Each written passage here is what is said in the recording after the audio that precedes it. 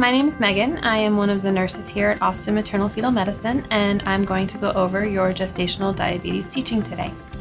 So the first thing we're going to talk about is how often we want you to test your blood sugars. We would like for you to test your blood sugars 4 times a day. That's fasting and 1 or 2 hours after breakfast, after lunch, and after dinner. It doesn't matter if it's 1 or 2 hours, just please make sure you circle the 1 or 2 on your form. Your target numbers are 95 for fasting, 140 for 1 hour, 120 for 2 hours. If the blood sugar reading you get is less than the target number for that time, you want to just write down the number and move on to the next one. If your actual blood glucose reading is higher than your target number, you want to write down what it is that you had to eat for that meal in the space provided.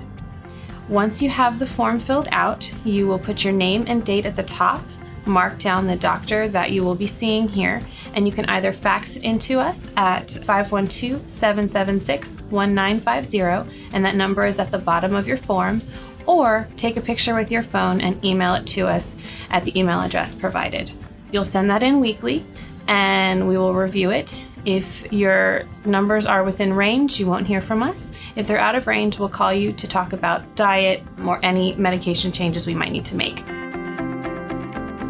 A diabetic diet is high protein, high fiber, low sugar, low carb. You still need carbohydrates, you just want to make sure they're the right kinds of carbohydrates.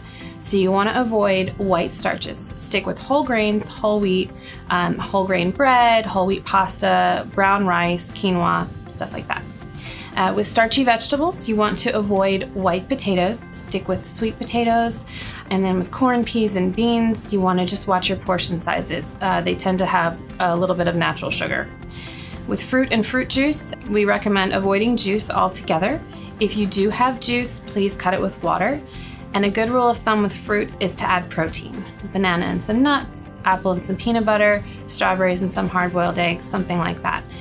Also, you want to avoid having fruit first thing in the morning, as it will cause your sugar to increase, and instead have a high protein breakfast and follow it with fruit. For milk and yogurt products, you want to stick with fat-free or 1%. Greek yogurt has a lot of protein, just be very careful. Some Greek yogurt tends to have a lot of additional sugar. Hard cheeses have very little carbohydrates, so hard cheddar cubes or mozzarella sticks, something like that, might be a good snack option.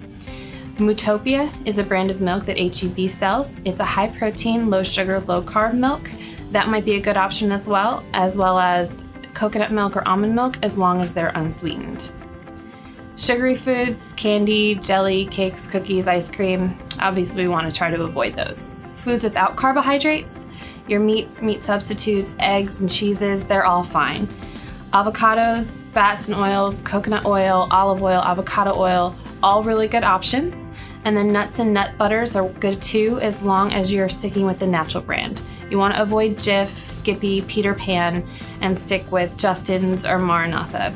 We want your plate to be set up, half low-carb veggies, quarter lean protein, quarter fiber-rich carbs. You will also be provided with this page that gives you a little bit more information about specific sizes of portions. So you can look over that at any time. It takes a little bit of the guesswork out of it. And if you have any questions, we'll be in shortly to answer them for you. Thank you so much.